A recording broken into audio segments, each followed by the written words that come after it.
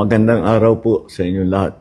Muli po ako magre-report sa inyo tungkol sa mga iba't ibang development doon sa mga flood control project na kaso at para malaman po ng ating minamahal na taong bayan kung ano na ang naging progreso. 7 na po sa mga individual na may warrant of arrest sa Sandigan Bayan kaugnay sa mga flood control anomalya ang nasa kustodya na ng ating mga otoridad.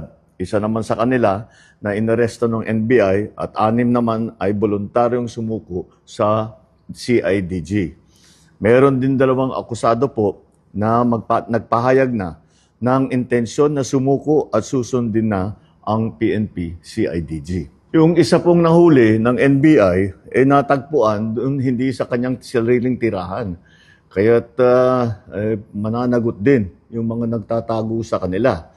At kaya't sinasabi natin, yung mga may balak na tulungan itong mga ito, ay ang pinakamalaking tulong na ibigay ninyo sa kanila ay mag-surrender na sila.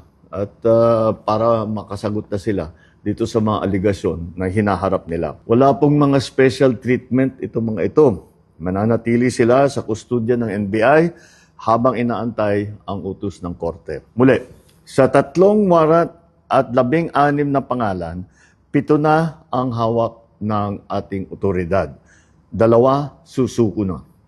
7 ang mananatiling at large at kasama na dyan si Saldico. Sa lahat ng natitirang akusado, ang aking payo sa inyo ay sumuko na kayo. Huwag nyo nang antayin na habul-habulin pa kayo. Mas maganda para sa sitwasyon ninyo na sumuko na kayo para maganda ang inyong pagsagot sa mga aligasyon na dinala kontra sa inyo. Sa mga nagtatangkang tumulong sa pagtatago, tandaan ninyo na kahit papaano, mananagot din kayo kung kayo ay nagtatago ng isang fugitive from justice. Tuloy-tuloy po ito. Hindi kami titigil, hindi kami hihinto.